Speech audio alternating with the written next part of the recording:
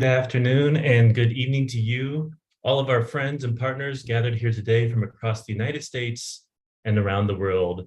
My name is Reverend Brian Souter, and it is my absolute pleasure as Faith in Place's Executive Director to welcome you to the 2023 Green Team Summit. I want to share a warm welcome to the hundreds of you joining from more than 10 watch parties from across Indiana, Illinois, and Wisconsin, and others of you from across the US, and so many more of you with us here virtually this evening. As I'm sitting here greeting you from my apartment in Chicago, my little twins are running around in the living room. It's getting close to bedtime for them, and the evening sun is starting to go down on this crisp and cold fall evening. I want to pause and recognize the gift of your presence and share my deep sense of gratitude for each of you joining.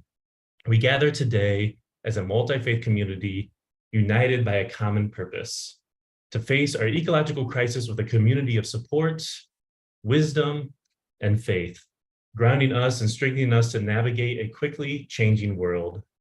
Throughout history, people of faith have recognized the sacredness of the earth, of beings both human and non. Our summit's theme is interwoven, inclusive, and intersectional, a multi-faith response to our eco-crisis. And over the next 3 days, we will explore ways to deepen and stretch our understanding of how we can create a strong and welcoming environmental movement. We will learn how to include both human stories, identities, and journeys in our communities, as well as welcome the wisdom and stories of the plants, animals, and lands, and the skies that surround us. One of my favorite teachers, Victoria Lours, who you may know from the Wild Church movement, shares this quote: "The natural world, that world where we already belong, is an alluring invitation into the sacred, into relationship with something larger." Over the next few days, we hope to connect in many sacred spaces where we feel the invitation to widen our relationship with one another and the earth that is within us and beside us. So let this summit be a testament to the power of faith, unity, and love for our interwoven existence.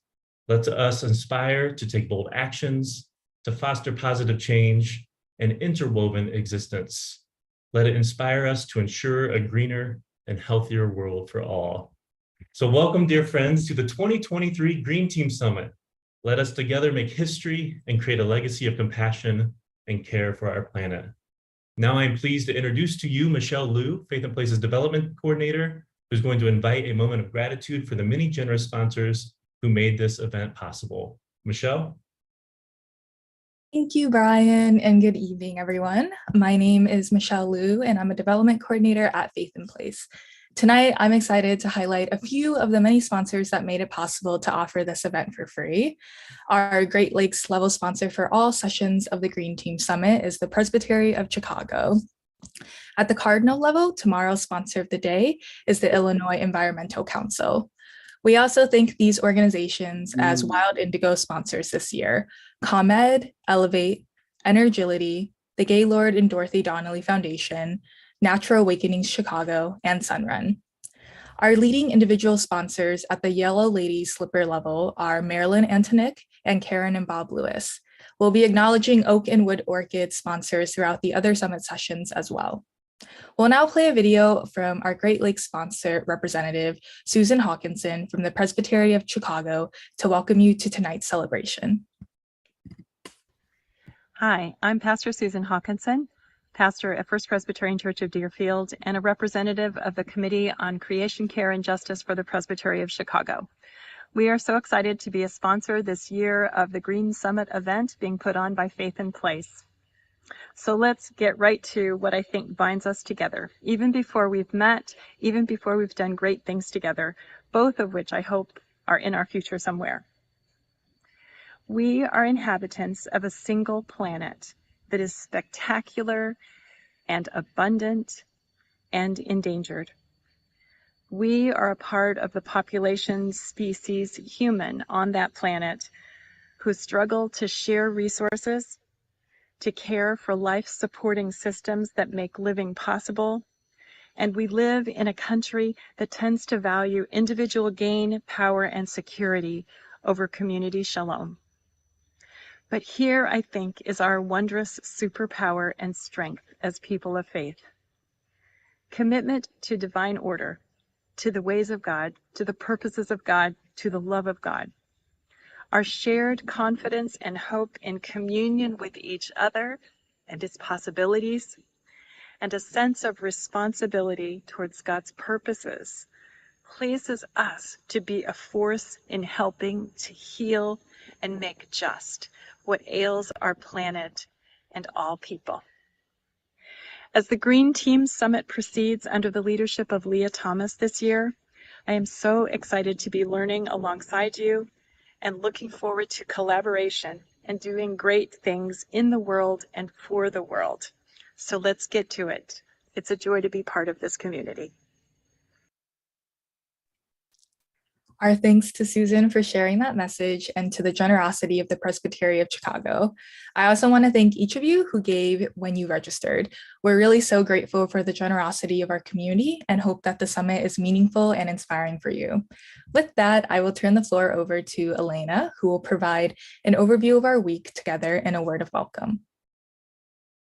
Thanks, Michelle. Good evening, everyone. My name is Elena, and I am Faith and Places Deputy Director. And I am so honored to introduce the summit's theme tonight and share a word of welcome to each of you, whether you're joining us on Zoom or if you are in person at a watch party. Our Green Team Summit's theme is Interwoven, Inclusive, and Intersectional, a multi-faith response to our eco-crises. This week is about expanding our perspectives to be more inclusive and create a deeper sense of belonging for ourselves and the beings all around us. In a world that is so rapidly warming and changing, finding and creating belonging can ground us and help us navigate forward. As a first step towards inviting a sense of belonging to this space, I would like to offer words of welcome, which I crafted as an adaptation from a recent welcome that I received on a retreat with the Concentric Leadership Program. I'm sure that my welcome will not recognize all the ways that we bring unique backgrounds and experiences to this space tonight, but my hope is that you find a piece of this offering that resonates with you and helps you know that you belong here. I will offer this welcome centered in my own apartment here in present-day Chicago.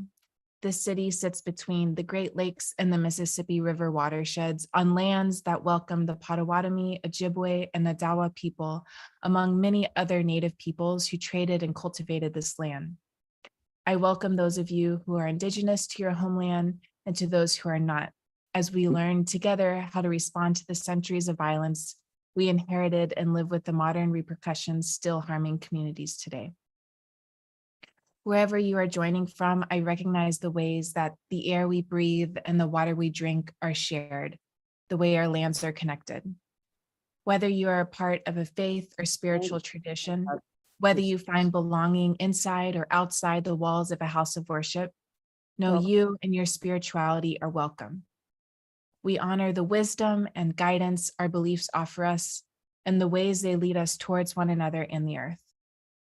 We welcome you and your cultural heritage, whether you can trace your lineage back generations or face creating new traditions you did not inherit. Regardless of the land you call home or the social identities you may hold, including race, class, and educational status, you are welcome.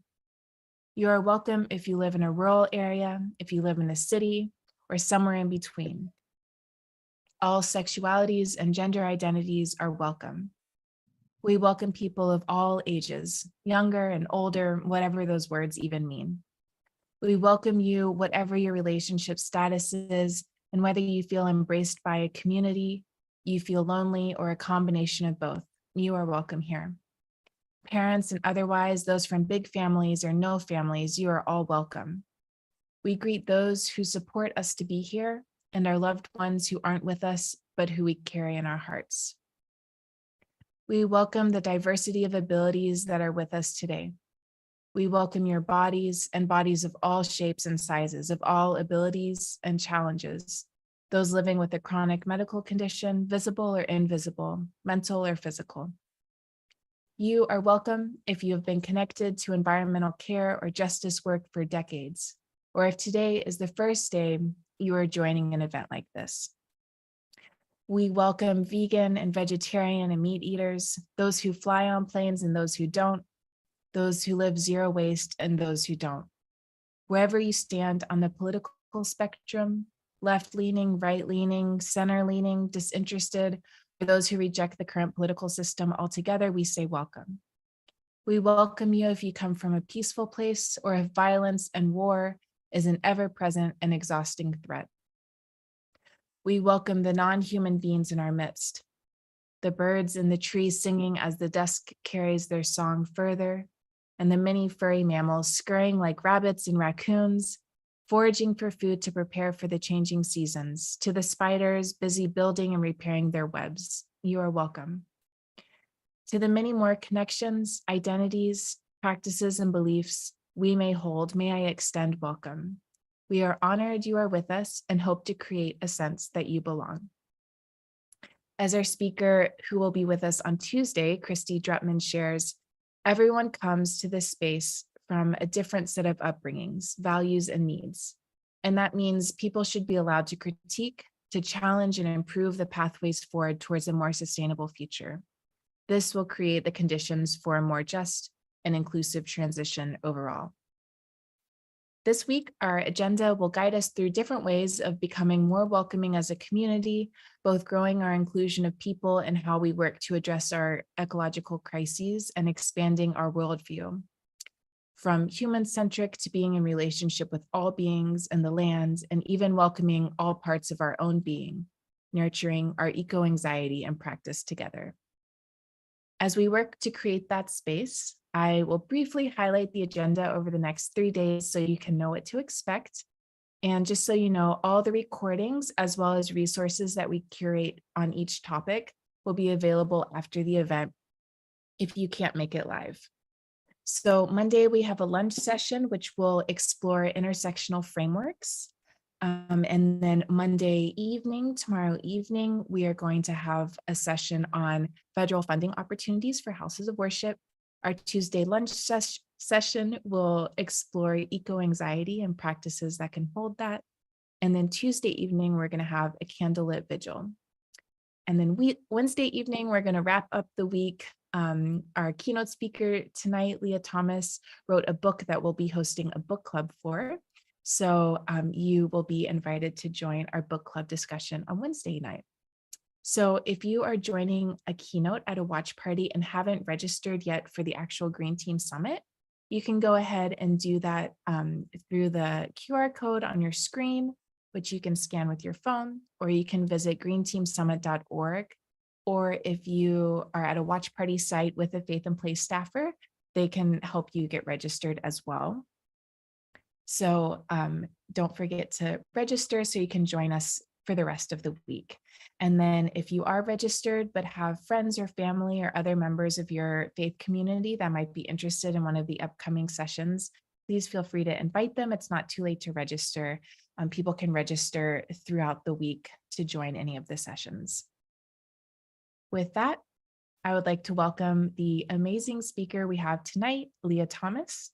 Leah Thomas is the founder of the Intersectional Environmentalist and author of the book that will be hosting the book club on this Wednesday, The Intersectional Environmentalist: How to Dismantle Systems of Oppression to Protect People plus the Planet. Leah is a celebrated environmentalist based in Los Angeles, and she coined the term eco-communicator to describe her style of environmental activism and uses her passion for writing and creativity to explore and advocate for the critical yet often overlooked relationship between social justice and environmentalism. With this intersection in mind, Leah founded and launched the nonprofit Intersectional Environmentalist, which is an amazing platform and resource hub, which we will link on our resource page so you can explore that, which aims to advocate for environmental justice. It provides educational resources surrounding intersectional environmentalism and promotes inclusivity and accessibility within environmental education and movements. So we are so excited to welcome Leah, and we will have time for Q&A after Leah speaks. So while she's sharing, you are more than welcome to chat questions, and I'll be saving those. And then we also have the option on your screen right now if you're at a keynote watch party, and so you can't chat in Zoom. If you use the QR code on your screen, or you follow the link, the bit.ly/GTS-Leah, which is also in the chat, you will be able to submit questions on your phone. So you can submit questions on your phone if you're at a Keynote watch party or via the Zoom chat. So without further ado, I will turn the floor over to Leah. So welcome, Leah. Hi, everybody. Can you see me okay? Okay, perfect. Yep. Awesome. That was such a beautiful and intentional welcome, and I'm just so excited to be here. I'll talk a little bit more about my story later, but I studied environmental science and policy and was also studying comparative world religions at the same time. So I think the space and the community that you all created is so beautiful, and I want to say thank you so much for having me. But I am also really looking forward to the Q&A. So if any questions come up, feel free to put them in the chat, and we'll have a lot of time at the end to discuss and I can get to know you. But I'm going to share a little bit more about my personal journey to environmentalism and why I care so much about the intersections of social justice and environmentalism. So thank you again. I know I've said a lot of thank yous, but this is just such a beautiful, beautiful community. So can you, okay, I hear the volume might be a little low. Can you all hear me okay? Let's check if I can maybe turn it up a little bit more. Okay, let's see. What about now? That's better. And if you project instead of just talk about it. Okay. I turned it up a little bit more, but let me know if it's a little hard to hear me. Okay, good. Perfect. So I was born and raised in St. Louis, Missouri. So I'm a Midwesterner, and it seems like a lot of you all might also be Midwesterners. And I really had a very typical Midwestern upbringing, kind of running around in my backyard, playing with toads and things like that. And I also grew up in a Christian family, and I went to church every Sunday. And my mom, thankfully, really encouraged my relationship with nature and being outside. And I knew I really loved the earth, but I didn't know I wanted to be an environmentalist until a little bit later in life. So I went to school in California because as a Midwesterner, being in Southern California was the dream. So I made my way to Southern California and I started studying biology. And I really enjoyed my classes my first year, but on my first summer break back in St. Louis during the summer of 2014, there was just something that wasn't quite clicking in my studies. And that's when I found the environmental science and policy program. And I thought that sounded really cool. And I decided to change my major while I was back home in St. Louis. And when I had about 2 weeks before I was going to go back to school and begin my new exciting major, I got a call from a friend asking if I knew a gentleman by the name of Michael Brown. And I didn't know him at the time, but I later, okay, cool. And also someone in the comments said to turn on the captions if it's a little hard to hear. So unfortunately, I got that call and learned about a gentleman by the name of Michael Brown. And this was the summer of 2014 that kind of sparked the Ferguson uprisings that happened in my community, and was kind of the beginning of when we started to see hashtag Black Lives Matter and things like that. So I had 2 weeks at home in St. Louis, Missouri, really seeing my city erupt in discourse about racial injustice.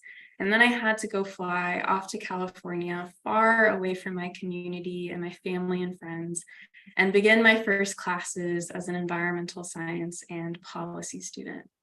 But as you can imagine, it was really difficult for me to focus because I was learning about things like the Clean Air Act and the Clean Water Act.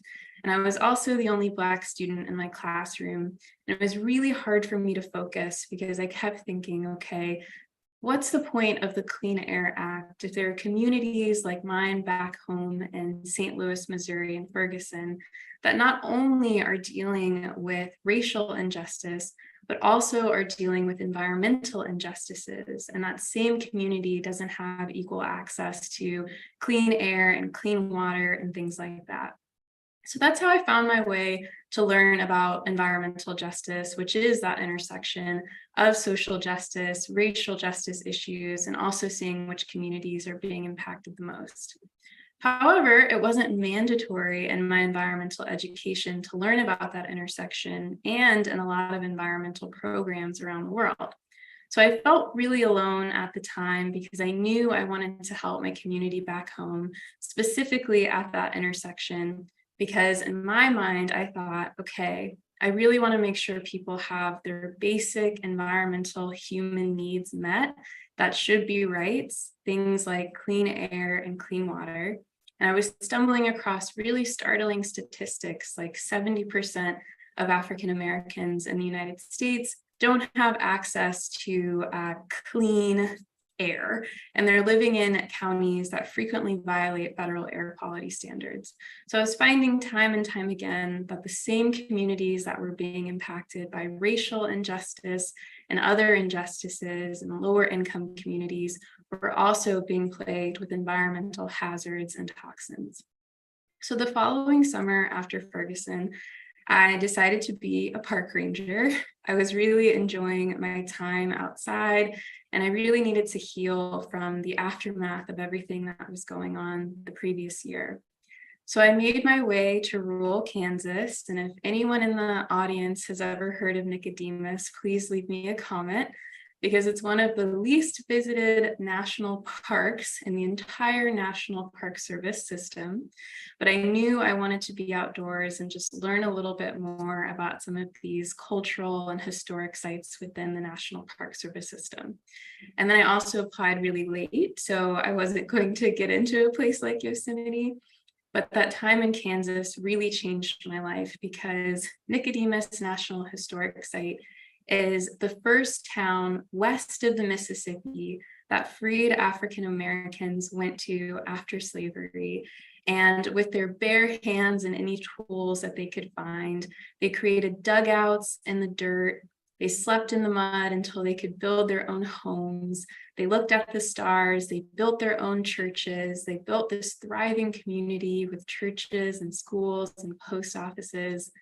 So it was really amazing for me to learn the story of Nicodemus the summer after the Ferguson uprisings. And I had this beautiful experience understanding that there are so many diverse and positive environmental stories. So when it comes to intersectional approaches to environmentalism, it's important to know that environmental injustices are impacting certain communities more, but it's also really important to understand that there are beautiful stories of resilience and joy, and so many stories about people of color and historically underrepresented communities that are also there and worth uncovering. So I really wanted to spend my time raising awareness about those two things. Again, the intersections of social justice and environmental issues, and then also doing anything that I could to make sure anyone could see themselves reflected in environmental storytelling. And honestly, I like that part a little bit more because there's so many beautiful stories of people like George Washington Carver, and not just all of his inventions with peanut butter, but also how he's kind of the father of regenerative agriculture. Or I've met so many fun people along the way, like someone named Patty Gonia, who is an outdoor drag queen and doing a lot of amazing things. And I started to imagine what a world could look like if everyone saw themselves reflected in environmental storytelling. So that same year, I also decided to add a comparative world religions minor to my studies. So I'm learning about all these things when I'm in school. I'm learning about all these religious practices. And sometimes when you're studying science, people pit religion and spirituality against science. But everything that I was learning in my studies was actually pretty much opposite to that. Because in pretty much all world religions, there are passages and different things about the importance of protecting the earth. And I thought that was so cool, and started to imagine, again, what a world could look like if we were able to activate the religious community to care about the planet. And that's what you all are doing, which I think is just so beautiful. So at the same time, and this is going to kind of show why I am where I am right now. So I'm learning about religion, I'm learning about diversity and inclusion, I'm learning about environmental issues. And then at the same time, someone told me about something called intersectional theory. And I want to define what intersectional theory is. And I know that's kind of the focus of this week, and I'm sure many of you all are really well versed in it. But it is a term that sometimes can be used out of context, and it's really important to remember its roots. So someone was telling me about intersectional feminism that year after I was a park ranger. And I really wanted to participate in the women's rights movement that was also happening while I was in school. But I couldn't understand why, when I was in those spaces, I didn't feel completely included or seen, because I was taking multiple identities with me. And I was taking my Blackness with me. I was taking where I was from in the Midwest with me. I was taking all of these little bits of my story with me into my feminist practice. But I found myself in a space where, again, a lot of people would say, well, we're all women, so why do we have to talk about things like race, etc., when we're all women? We can just forget about that. And I didn't want to forget about that. And someone told me about intersectional theory, which was created by someone named Dr. Kimberly Crenshaw, who's a legal scholar. And she was examining a set of court cases that had overlapping reasons or compounding factors to why a particular legal outcome occurred. So for example, just to kind of explain again what it means, there was a case with General Motors where, unfortunately, all of the Black women specifically were fired in the office. And the women got together and they thought they had the perfect case of discrimination, and it couldn't be any clearer what was going on. But unfortunately, their case was dismissed because the judge ruled that technically there were still Black men working in the office, so this couldn't be a case of race-based discrimination. And technically there were still white women working in the office, so this couldn't be a case of gender-based discrimination. But as the women knew, it was a combination of these two factors, of them being both Black and women, that led to that outcome. And that's how intersectional theory was born, with Kimberly and so many other people looking at those interlocking and overlapping identity aspects that led to that particular outcome. And I thought intersectional theory was so cool. It's just one thing that's born from Black feminist theory. And it made me feel really seen because I wanted to show up in the world as my full self, even with my environmental practice. I wanted to take everything that I learned from my culture, my Black identity. And I also wanted to take bits and pieces of what I've learned through my womanhood and just show up in environmental spaces and not have to silence any part of my identity in that space.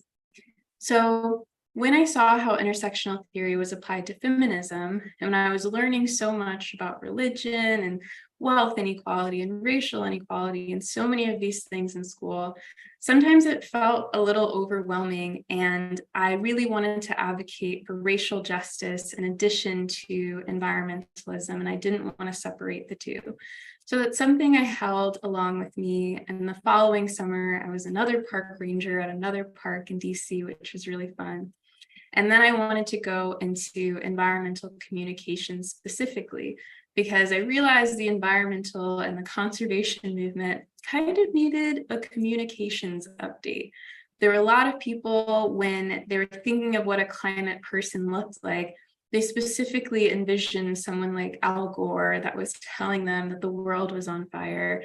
And I really wanted to set out on a mission to let people know that regardless of your background, you can be an environmentalist and you can take your entire identity with you. So whether that's a religious identity or racial identity, whether you're a feminist, a musician, whatever it might be, I wanted people to understand that they could be a part of this movement and that they were really, really valuable.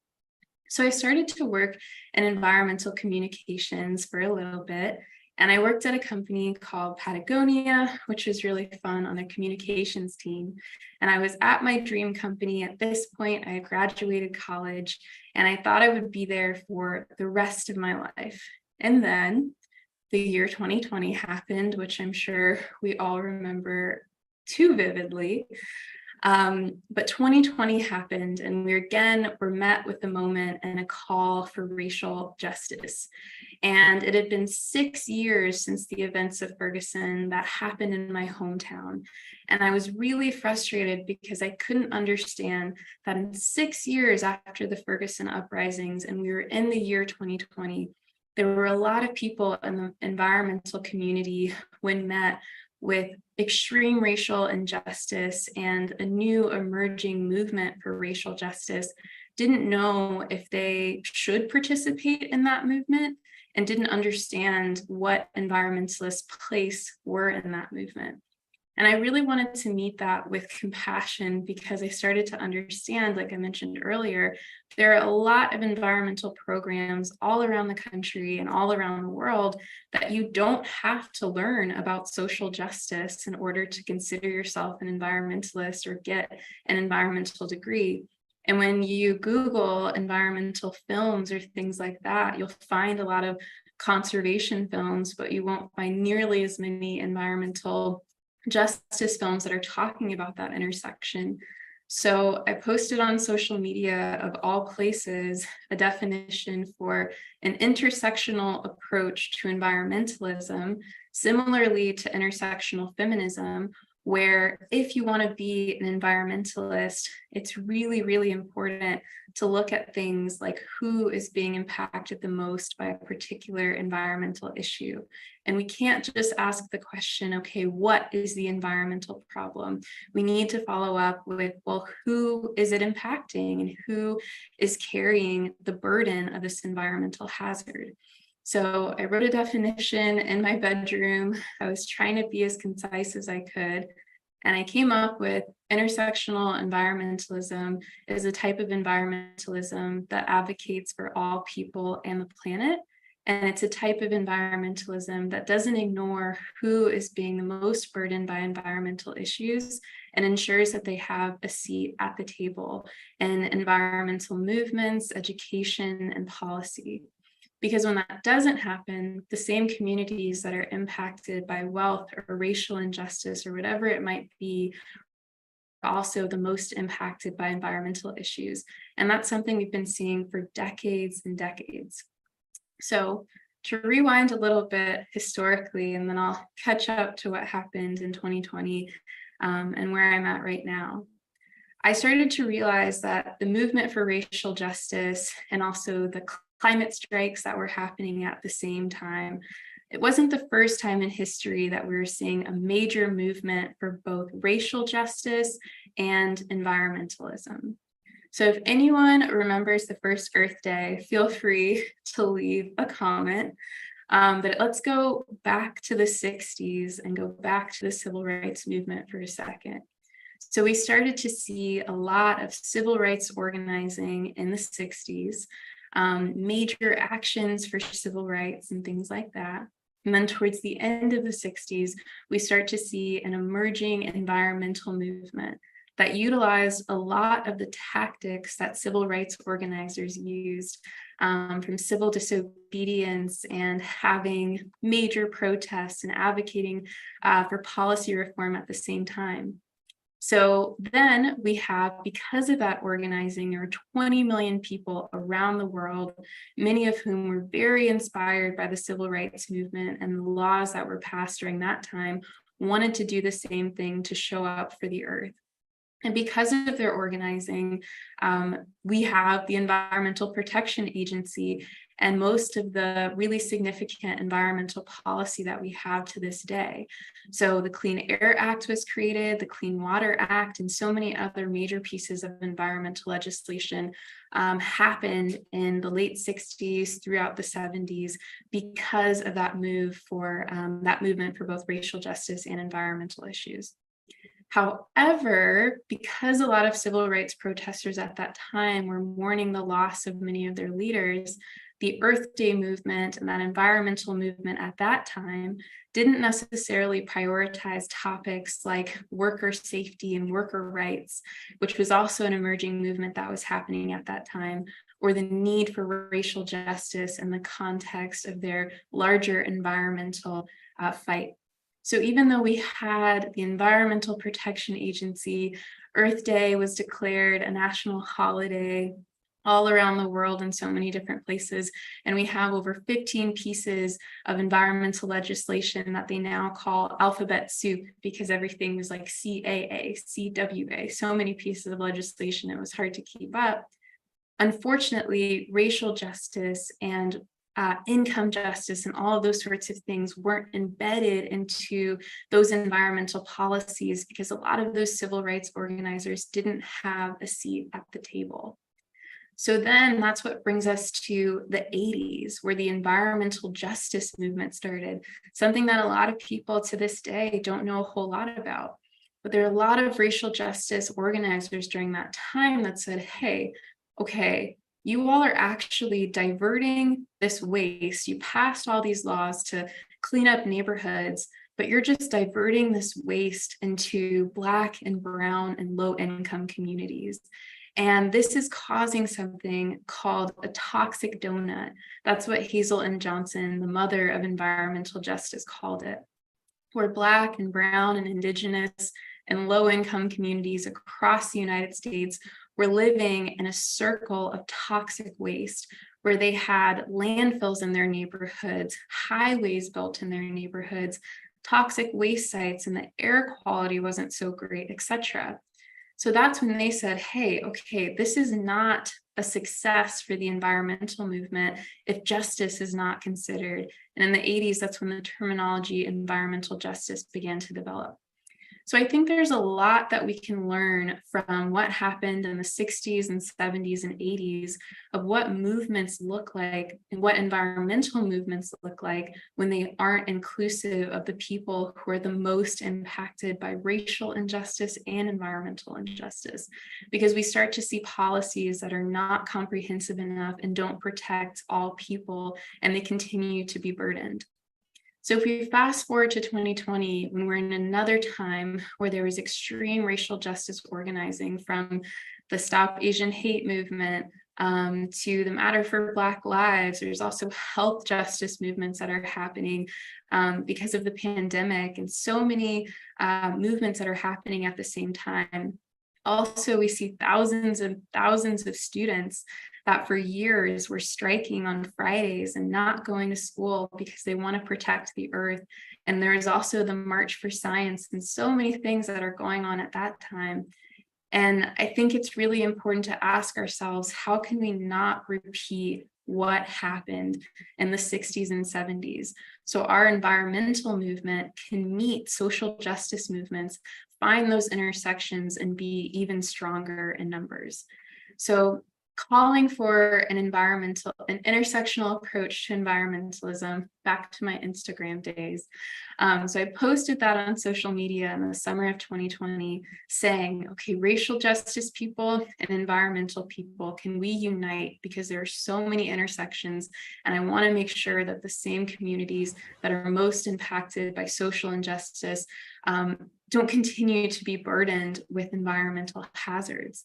And I didn't really think it was something that anyone would see, but they did, which was really cool and also incredibly scary at the moment.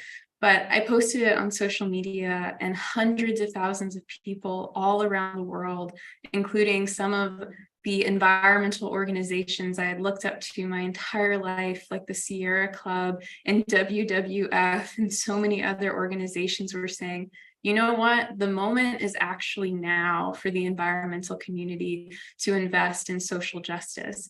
And again, I could have been really upset. Part of me was, I'm sure a lot of environmental organizers from the 80s were saying, why is now the time? The environmental community should have done this for a long time. But again, I wanted to meet the moment with compassion and provide resources for people to better understand why it's so important to prioritize social justice. And it seemed like a lot of environmentalists, it's not that they didn't care about social justice, they felt like they didn't have permission to step into that movement, or they just needed a helpful hand to understand why caring for the planet also connects to other things like racial justice, or for so many of the people here, why it might connect to faith and all of these sorts of things. And that's why it's important for us as environmental communicators, whatever part of our identity it is, being able to activate our communities to see that thread that flows between that specific identity aspect and the protection of the planet, because we're all, on the earth. So we all have some sort of connection to the earth. So I started making a lot of resources on social media, Intersectional Environmentalists, and working with a lot of environmental organizations and also some really cool climate churches to see how we can create an intersectional environmental movement where people can show up exactly as they are with all of their beautiful parts of their identity, because that's what I think makes the environmental movement so special, when we can see ourselves and why we belong in that space.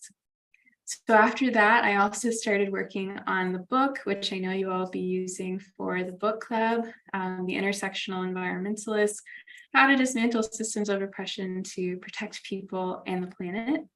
And I wanted that to be a resource for people, again, that was really introductory to understand why those intersections are important and why we can't save the planet without protecting the people who are most impacted by climate injustice and racial injustice.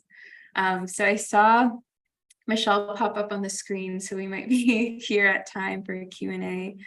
But yeah, thank you all so much for letting me share my story. And I'm here to answer any questions about environmental justice, about faith-based coalition building, or really anything about intersectional environmentalism. So thank you for letting me share my story. Yeah, thank you so much, Leah, for sharing a little bit about yourself. I'm super excited to share some of the questions that our participants have. So I can't hear you. Let me turn on my Oh, can everyone else hear me? Yes. Okay, thanks. Okay, I think I can hear you now. Okay, thank you. We were just saying we're glad to have you here for our question and answer. Can you hear me yet? No. Okay, sweet. So one of our first questions asked by an attendee was, what unique perspectives do you think being from the Midwest brings to environmentalism? So many. Living on the coast, living on the East Coast, I really feel like people forget how much the Midwest matters in the climate conversation, or I don't know, it's such a huge chunk of land that's often forgotten about. And there are a lot of really specific issues that are happening throughout the Midwest, especially in farming communities, that are really seeing a lot of changes, whether it's, using certain fertilizers that are then running off into waterways and causing algal blooms and things like that, or trying to figure out how they can continue to farm and maybe farm in ways that are better for the planet, but maybe their kids want to move to the coast, etc. And I think in the Midwest, a lot of environmental hazards happen in lower income communities, rural communities, and then also urban communities like St. Louis and Chicago, because people don't believe, because I think they can get away with it, which is really sad. Like, there are a lot of environmental injustices that are happening on the coast, but if you're in a rural community, there's a lot that unfortunately happens because people think maybe there's not going to be a lot of visibility about it, whether it's fracking food, etc. So I think being from the Midwest, a place that I feel like people jokingly call flyover states, I really want to activate the rest of the community to understand that our perspectives matter and the Midwest matters. And there's so much, there's so much value, and we have our own specific environmental issues that are happening. I carry that with me everywhere that I go. And I also think people in the Midwest tend to be a lot nicer. So I carry those values with me and how I show up in the environmental space. Yeah, thank you so much for sharing that. One of our other participants was wondering, how did you navigate your frustration and grief over so many environmental organizations saying the time is now when, as you said, action was long overdue? I struggled with it, but I understood that if I didn't act, I would maybe lose their attention. So in 2020, again, I was saying the same thing for years and years, since 2014, probably, when the Ferguson uprisings happened. And then 6 years later, suddenly people were ready to listen. But that's just what happens in history over and over again, where sometimes there's a moment that brews for a long time and creates a movement. So with me, I just really wanted to lean into a little bit of compassion. And if people are ready to learn, that's the moment. And in that moment, there were hundreds of thousands of people and all these huge environmental organizations. So I realized if I was able to just open their eyes to what environmental justice is, and that's why that's my little niche 101 environmental justice, that maybe that would spark for them and they would go off on their own and figure out how they want to act. But there was a lot of frustration and a lot of sadness. And I think being an advocate for the planet, it's happened to me, and I'm sure will happen to you all time and time again. You might tell someone about something, and then years later, they might act on it. I've been studying this since 2014, and my grandma just started getting, reusable straws. And she's been sending me like paper water bottles and things like that. So she finally gets what I do. But that's okay. And when people are ready, I'm like, okay, let's do it. So yeah. Yeah, definitely. And the power of social media, I think, was a really big start for intersectional environmentalists, I know, from the early days. So the next question is, what do you believe was the bond between the civil rights movement and the environmental movement? And what/why was there a breakdown between the two? I would say they were talking about, so right before he passed away, unfortunately, Dr. Martin Luther King was actually getting really involved in environmental organizing.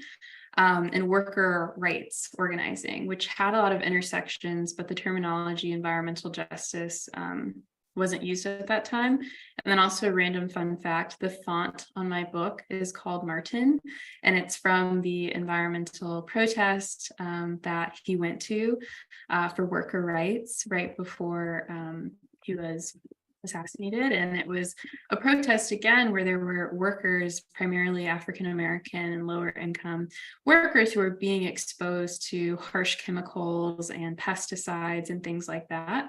So that was kind of the intersection at the time where there were a lot of lower income and Black and brown folks who were saying, okay, we're farming, or we're working in the fields, or we're working at a factory, and we're being exposed to all of these harmful chemicals.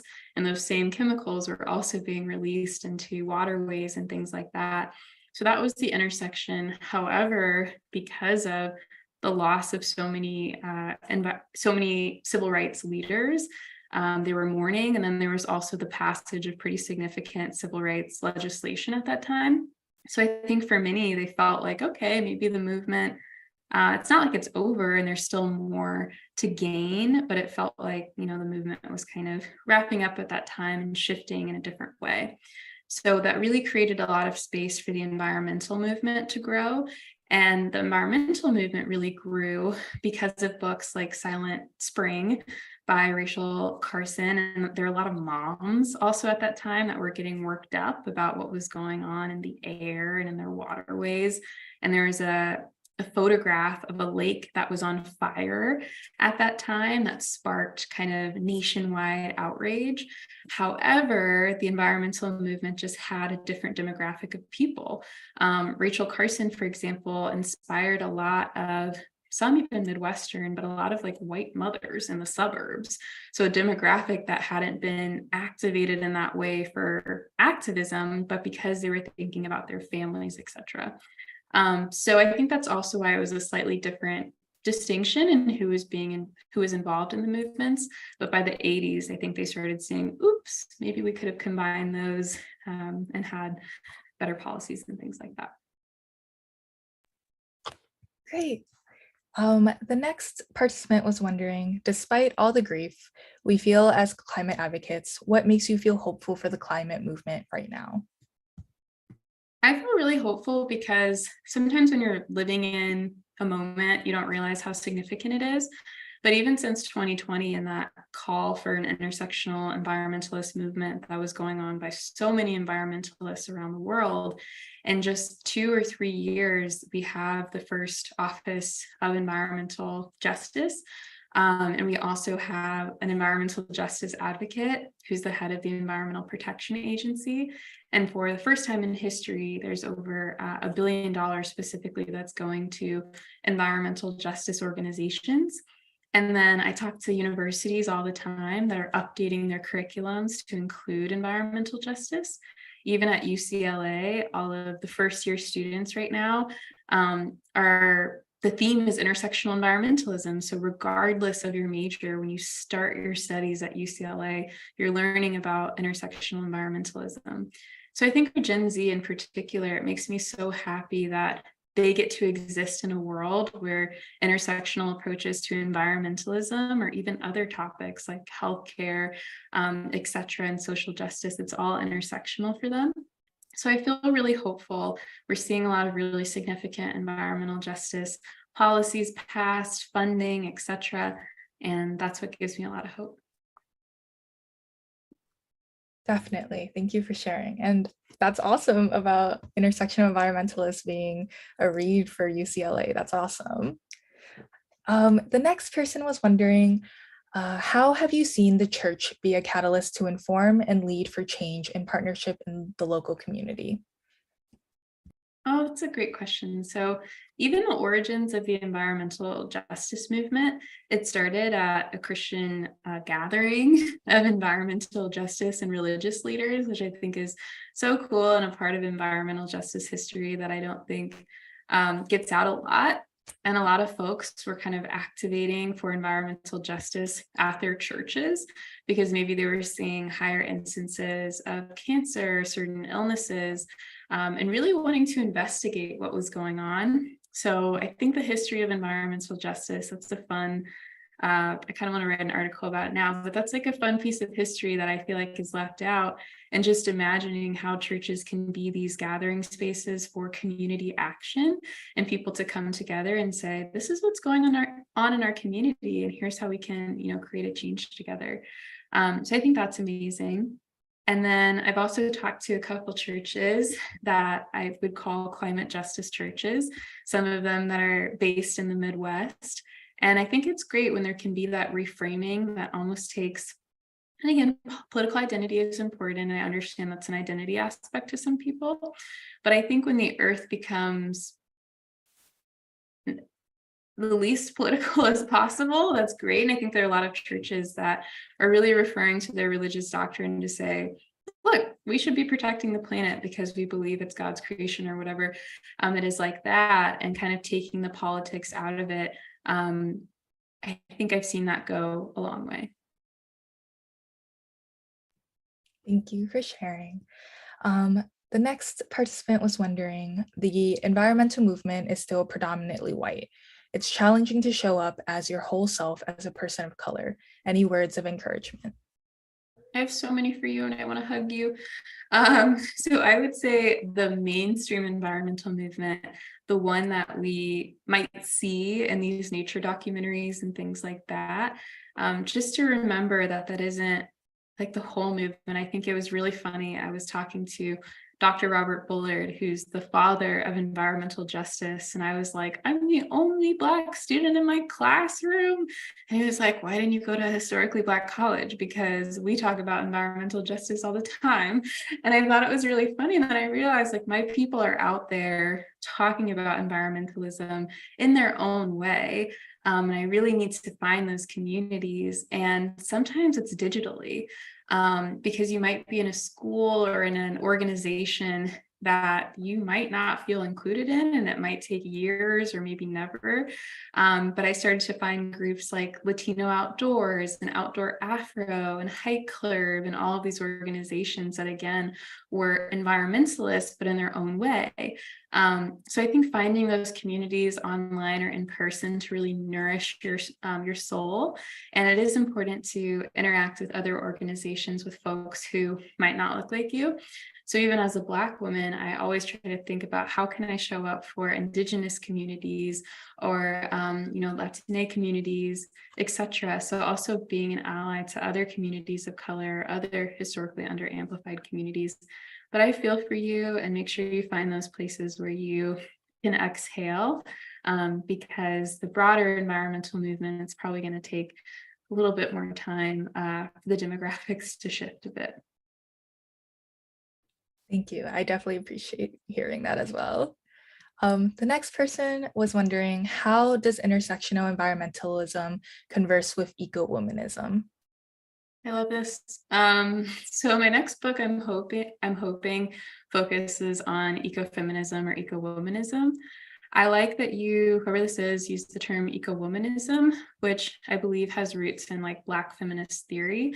Eco-womanism is almost an answer to ecofeminism from like Black women who were feeling like some ecofeminist movements weren't very intersectional in nature.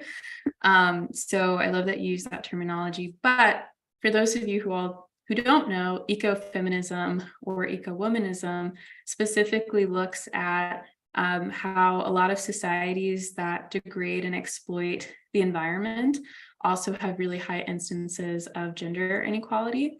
So it looks at the intersection specifically of the treatment of women in society and the treatment of the environment. It even goes even further if you're trying to get into folklore about why do we refer to the earth as a mother figure, and does that have anything to do with how the earth is often extracted, because we assume that it will just nurture itself back to health, as many mothers do, etc.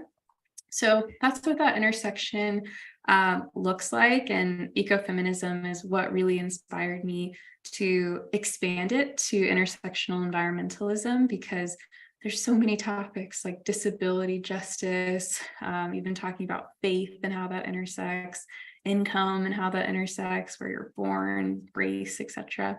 So ecofeminism is definitely what set me off on this journey. The next question is, does your work have the same or a different focus or inclusions as Robert Bullard? It's a great question. Yeah, he's really funny. There's a really funny article on Grist that has a quote, because he again is like, I've been doing this since the 80s. Like, intersectional environmentalism is what I've been doing my whole life. So I would say there are a lot of intersections with the work that we do. With him, I think there's a lot of research that's so important to really, there are a lot of hunches that people had in the 80s of, there seems to be more highways in neighborhoods that look like this, or there's higher instances of asthma, but we don't know why. So he really put the numbers and the science to environmental issues to show people that, yes, your hunch is correct. There's more hazardous waste in these neighborhoods. And I think that was really important. So I would say that our work is similar in the fact that we are both advocates for environmental justice. I think with me, I also am just really passionate about equity and environmental storytelling. And again, I hold those two things, environmental justice, and then also equity and environment, and kind of the positive, joyful side of kind of exposing diverse nature stories and working with organizations like Latino Outdoors, Outdoor Afro, etc., that are really trying to encourage people to create a beautiful relationship with nature. So that's where our work kind of intersects and how it differs. And then also he has written 16 books, so I need to catch up to that. Soon, we'll keep an eye out. So the next person was wondering, have you seen environmental justice being a part of mosques and synagogues, the Jewish faith and the Islamic faith? Oh, this is beautiful. And I don't want to, I can't speak Hebrew, but there's a term in Hebrew. I kind of want to spell it because I'm going to mispronounce it. So sorry, everybody. It's like tikam olam, but I'm saying that wrong. But it essentially means to like care for the earth. I'm paraphrasing. But yeah, within Judaism, there's a lot of beautiful traditions about caring for the planet. And the same thing can honestly be found in every faith in their own way. And I think it's really empowering for people to find out what their kind of religious environmental story looks like. And then I'll also work to create some resources. And if you all already have them, I'd be more than happy to design them and like post them on our website to have like a really fun toolkit that people can download. Because now that this question was asked, I think there should be more digestible resources that are fun to flip through, where you can specifically look at whatever your religious or spiritual identity is and find all of those environmental themes, but they're definitely out there. Thank you.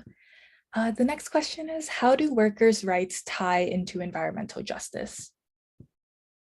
A couple different things, and kind of like I was saying earlier, so worker rights, specifically for farmers and agriculture workers, there's a lot of exposure to pesticides and things like that, which can cause a lot of health issues, in addition to fertilizer runoff not being so great for our waterways.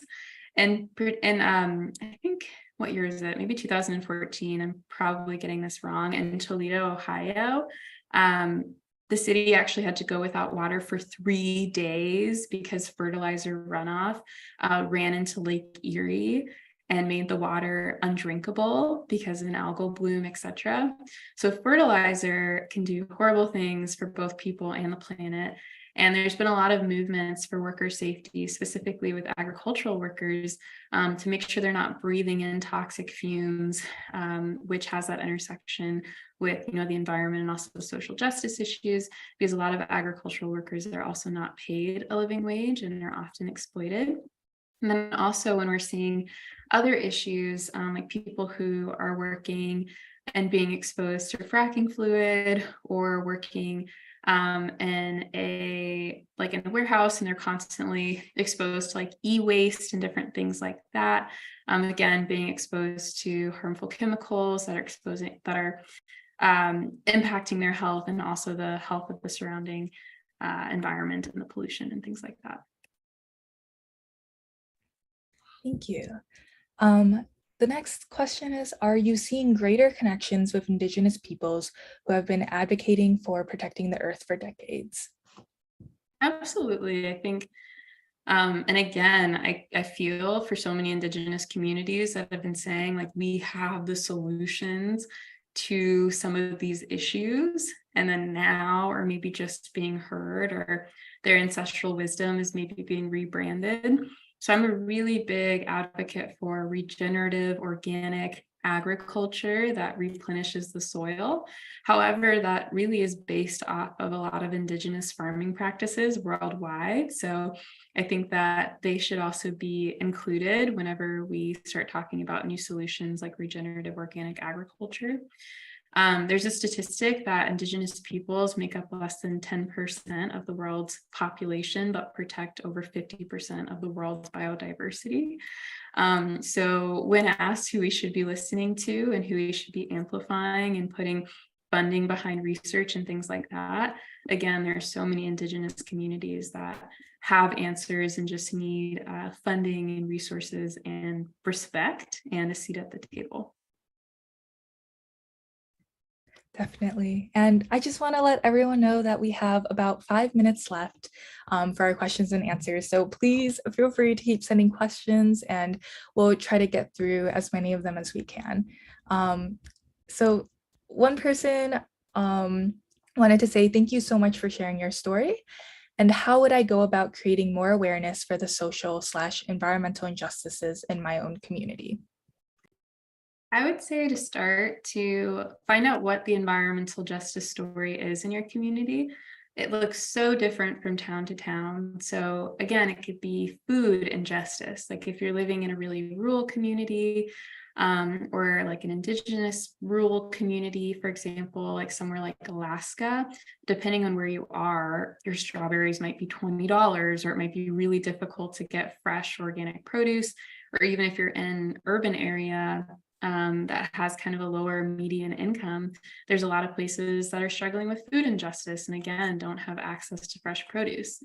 Or it could be fracking fluid, all of these sorts of things, not to scare you all to name all of the environmental injustices that could exist. But I think it's really good to figure out what your story is. In St. Louis, I found out not too far from where I grew up, there was this huge creek called Coldwater Creek that unfortunately just had a lot of like radioactive waste that's just been simmering there for decades and decades and was leading to higher instances of cancer in the area. So then I researched how I could get involved with the local community. And then I found out like, oh, there's like a 5-person organization that I'd never heard of. And it seems like they could use some help. So I would say, take your town and then write environmental justice organization. And then I think all of you all will be pleasantly surprised, even if it is like a 1-person organization, and then figuring out how you can get involved. It could be as small as uplifting on social media, sharing it on your story, talking about it with your friends, or it could look like donating or showing up at the meetings, or if you bake really good cookies, making them cookies and nourishing them, or kind of creating space, sometimes opening up your church or whatever it might be so they can organize. And that's how I think we can also really pay homage to the environmental justice movement of the 80s that again started in churches. So. Thank you, Leah. And I think this might be our last question. So I'm experiencing a low representative of people of color in EJ spaces. Any advice on organizing more people of color to join environmental justice issues directly impacting the community? I would say this can definitely look different depending on where you are. And there's so many sweet people who might tell me like, I live in a community that has no POC, but I want to have like a diverse environmental organization. And like my heart really goes out to you all for even considering that, especially if you live in a town that's like not very diverse. And I think the best thing you can do in that instance is to try to partner with other like racial justice-based organizations, or just set up those introductions and maybe act as an ally. There's also a lot of folks, like especially when I'm talking about lower income communities or Black and Brown communities, or communities that are impacted by extreme poverty or a lot of other issues. It can be hard sometimes to show up for environmental organizing because you're like, look, I'm trying to figure out where my next meal is going to be. I have to go to work. I don't know if I have time. So sometimes it's not that people don't care, but they're just focusing on other things. So I would say partnering with other organizations when you can, virtually joining environmental justice organizations, attending events like this. It seems like a lot of you all are in exactly the right place and doing exactly what you need to do. A friend of mine, Christy, is going to be speaking later in the week. She's an incredible intersectional environmental advocate. So listen to people like her, follow them on social media, etc. And then even if you don't have that community in person, you can find it online and then act as an ally to other community groups. Well, unfortunately, that brings us to the end of our Q&A session. Thank you so much for being here with us today, Leah, and sharing all that you know and answering our questions. So I'm going to turn it over to Brian now for our award ceremony. Thanks, everyone. Thank you, Leah, so much for such an inspiring and informative talk. Let's all give a round of applause. If you're at a watch party, cheer loudly for Leah for joining us. If you're here online, please put your appreciation into the chat. And Leah, we appreciate you and all of you for engaging in such an informative dialogue, discussion, and learning new information. Thank you so much. So we're transitioning now to our awards ceremony. This is an exciting annual tradition of Faith in Place. We're so blessed to be part of a network filled with amazing communities of faith, with people passionate about repairing our relationship to one another and the earth, and with funders who make this work practically possible. So every year we have a practice to pause and celebrate some of the many stories and generous gifts we receive through an awards ceremony. Many of our awardees are here tonight on camera or by watch party, and we look forward to highlighting them. We want to start by celebrating our green teams.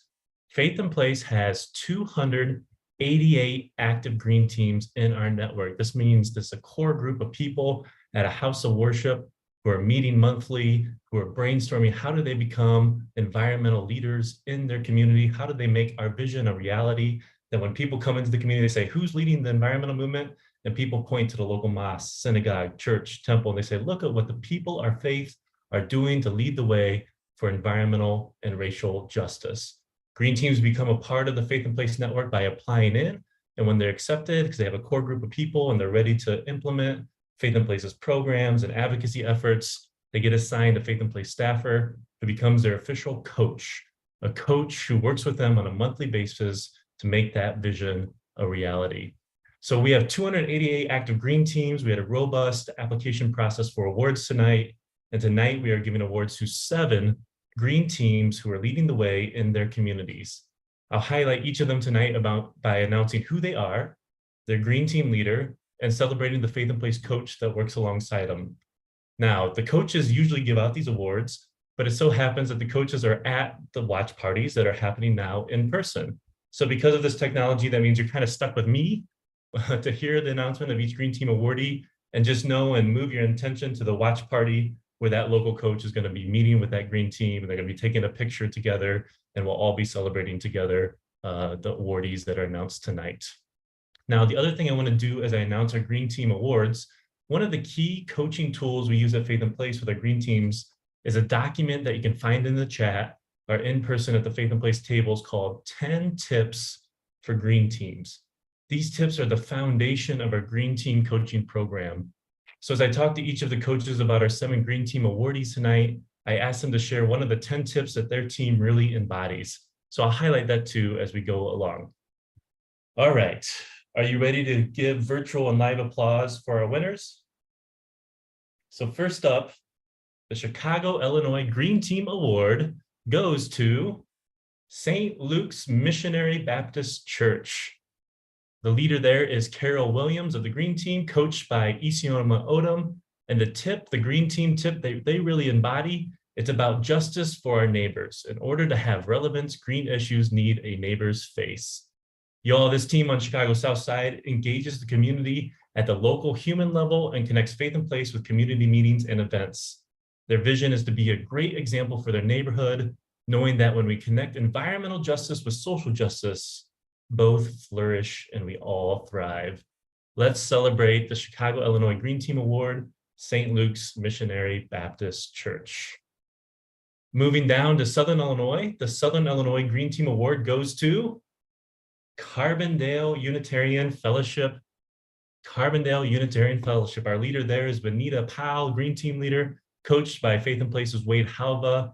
And the tip they really embody is the tip to be creative. We got to be creative as green teams. They've hosted an eco fair to engage their wider community, taking the bus to the State House in Springfield to advocate for a just energy transition for their area. They've expanded planting trees and prairie to model natural climate solutions. And they're hosting a watch party tonight. So shout out to you all at the watch party tonight. They have let their imaginations run free to implement what works best for their unique community. Huge congratulations to our Southern Illinois Green Team, Carbondale Unitarian Fellowship. Our third award tonight, we're moving over to Gary, Indiana, where the Green Team Award goes to Trinity United Church of Christ in Gary, Indiana. Our Green Team leader there, Reverend Jackson, shout out to you, coached by Faith in Place's Jaleesa Malden. The tip that the Green Team at Trinity UCC in Gary embodies is to think globally, act locally. The Trinity UCC has been learning how to advocate and connecting to one another around environmental issues that impact the city of Gary, Indiana. They know that public policy advocacy can be difficult, but public policy advocacy is vital.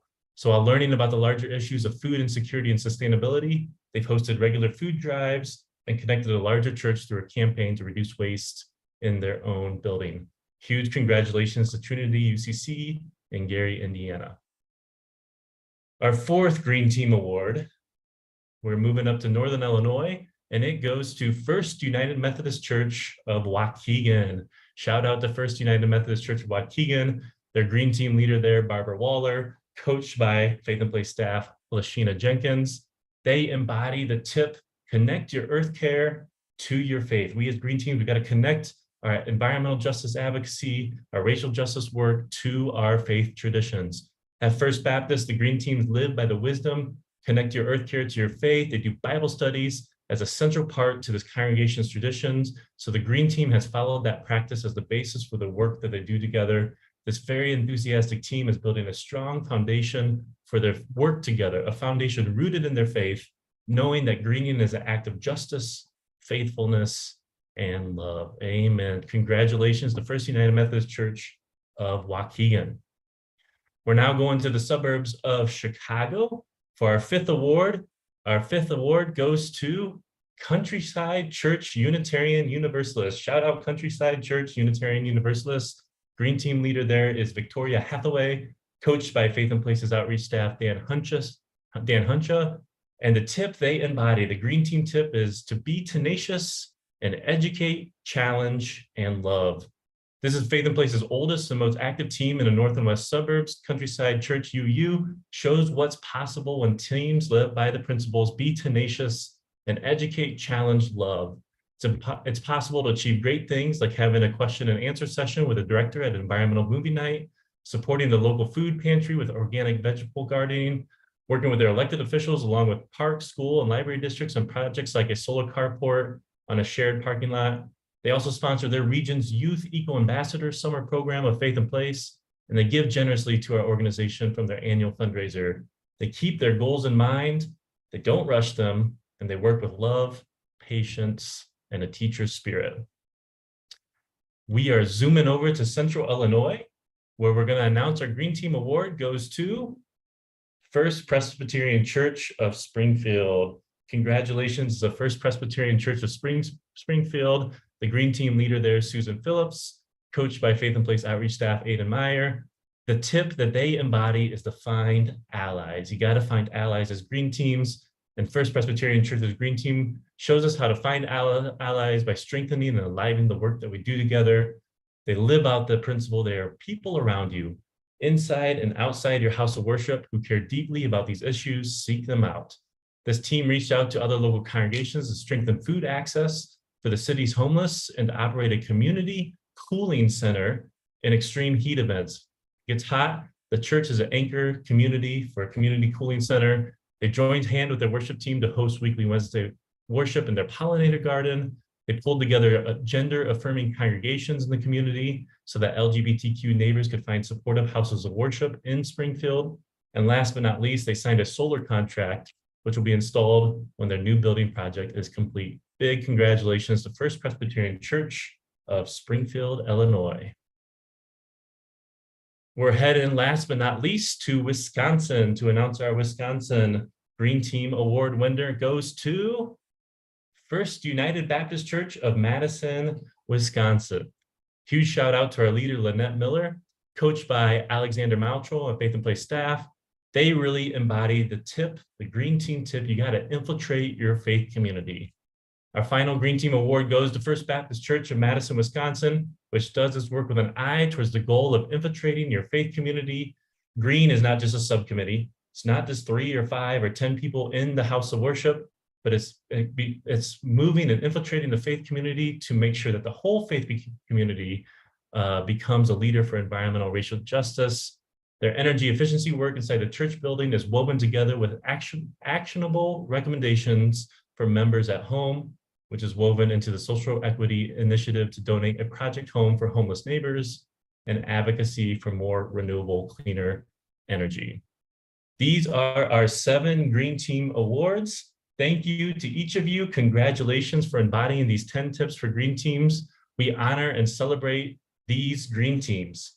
And let's take a moment to live out another one of our principles on our Green Team tip sheet. You always got to celebrate, celebrate, celebrate. Joy generates momentum for future projects and makes slower periods less challenging. This is the beauty of being in community together. Congratulations. Our deepest gratitude for everyone in our community who has worked together this year to care for one another and the earth around us.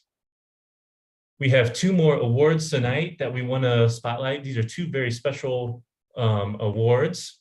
One is our Volunteer of the Year Award. and I'm really excited to announce tonight our Volunteer of the Year 2023 goes to Ray Wilson. Congratulations to Ray Wilson. Ray Wilson is a registered professional engineer that has spent most of his career working on building design and energy conservation. Ray was on the board of Hoosier Interfaith Power and Light and active with Solarize Indiana. Ray had a vision to start thriving faith communities with Hoosier Interfaith Power and Light. Ray has estimated that Hoosier Interfaith Power and Light has helped save several hundred Indiana congregations to conserve energy and money, perhaps in the range of $1 million. When Hoosier Interfaith Power and Light merged with Faith in Place, Ray stayed on to see his vision of thriving faith communities through. Ray is extremely committed and passionate about educating houses of worship to promote renewable energy, energy conservation, and energy efficiency as a faith response to climate change. Ray has now volunteered to assist in reshaping thriving faith communities to be a Faith in Place program, not only in Indiana, but now in Illinois and Wisconsin as well. Ray, thank you for all you do, and we are proud to call you Faith in Place Volunteer of the Year 2023. Our last award, as we celebrate everybody, I'm seeing amazing acknowledgements in the chat for all of our green teams, for Ray Wilson as our Volunteer of the Year. Our last award this evening is our Donor of the Year. And I'm just delighted, not only are we going to celebrate our Donor of the Year, but we're going to hear from our Donor of the Year. And the 2023 Faith in Place Donor of the Year goes to Marilyn Antonick. Marilyn has been a passionate supporter of Faith in Place for more than 10 years. Her commitment has not only included financial support, but she's also shows up to so many of our events, bringing a passion and engagement that is unparalleled. And she is always such an encourager, not only to me as Executive Director of Faith in Place, but I notice also that she is someone that staff routinely give thanks for the ways that she encourages them. The other day, we were on a Zoom meeting with Marilyn, and Marilyn was encouraging us, and one of our staff put in the chat, Marilyn for President.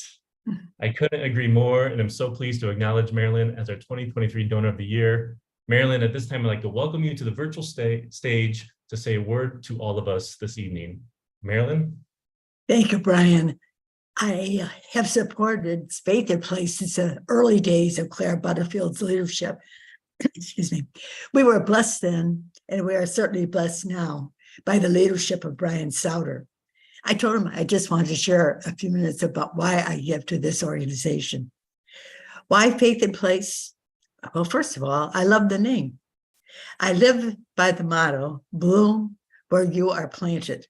It seems to me that Faith in Place and bloom where planted convey the same principle, that it is a privilege to bring beauty and love to whatever spot on the map we inhabit.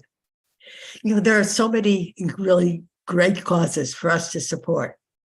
Every year, I look at my contribution list and, like you, wonder if I should end some donations as I add more, or if I should give more or less to my old favorites. We've all been through this. So I look rather carefully at the ones I support the most. What have they done? Where are they? What are they doing? And what do they plan to do? Each year, Faith in Place impresses me regarding each question.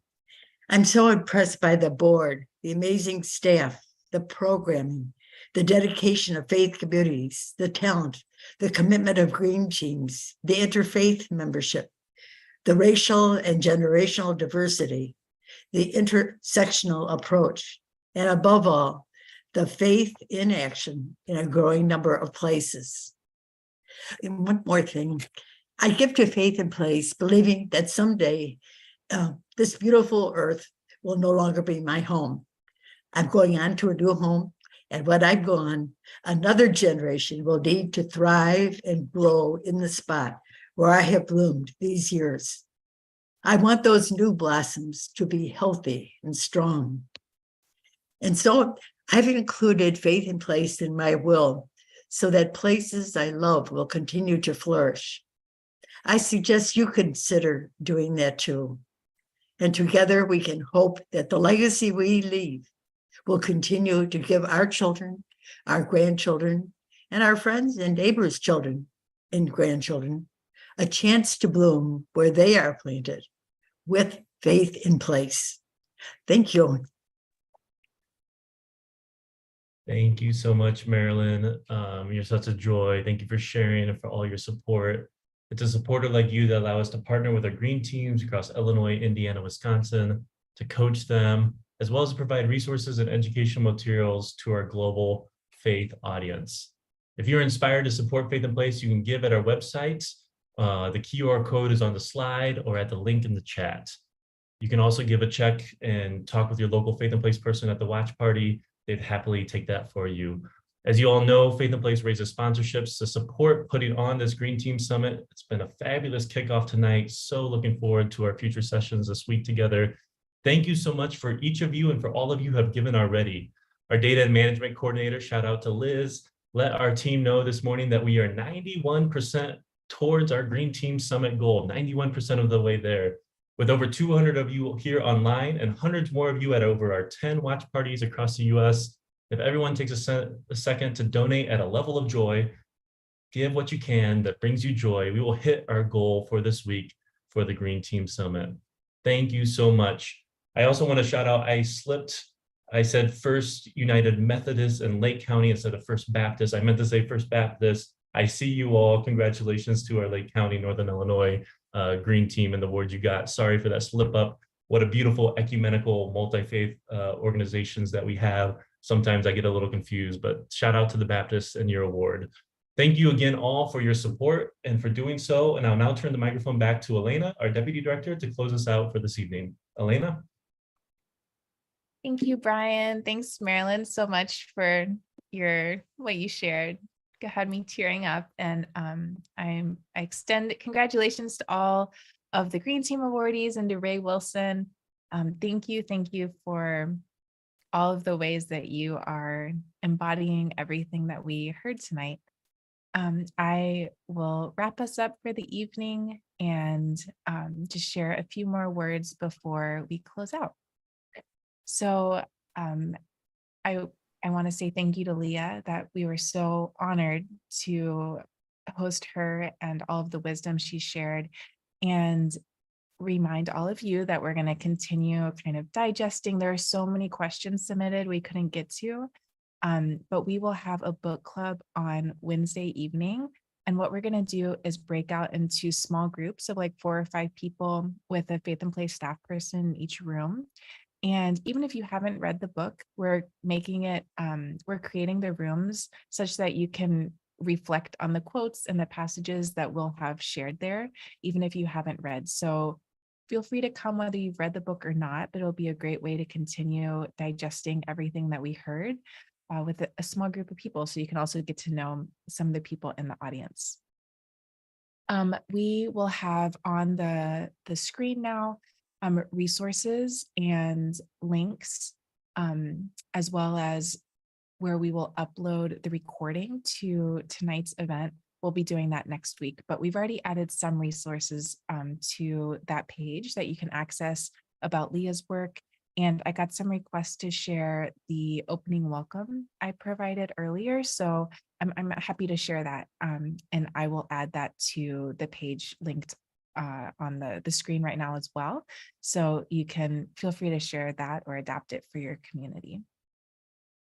And to all of the watch parties, thank you for being with us. You will be invited to talk a little bit more about Leah's keynote together after we wrap up here in just a second.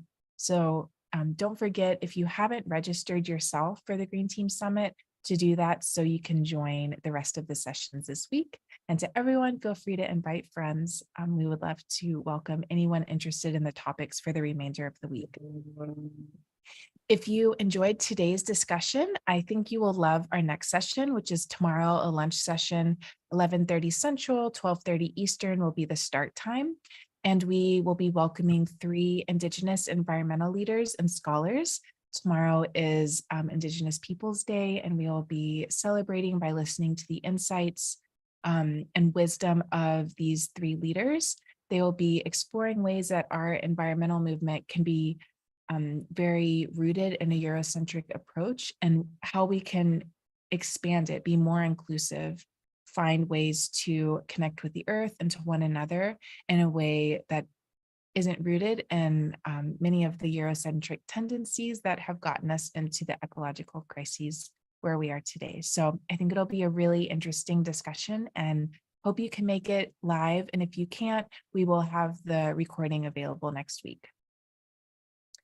So before we close, I would like to share a practice from my own Buddhist tradition.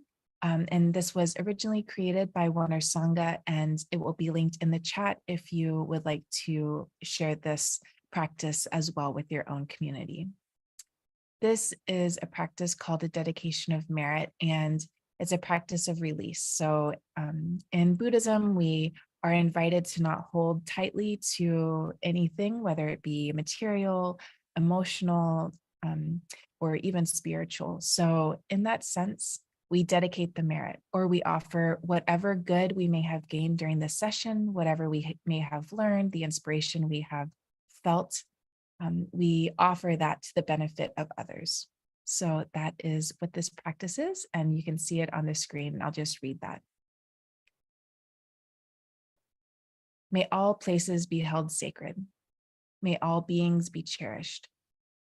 May all injustices of oppression and devaluation be fully righted, remedied, and healed. May all wounds to forests, rivers, deserts, and oceans, all wounds to Mother Earth, be lovingly restored to bountiful health. May all beings everywhere delight in whale song and bird song and blue sky. May all beings abide in peace and well-being, awaken and be free. Thank you so much for being with us tonight, and we hope to see you tomorrow. Bye, everyone.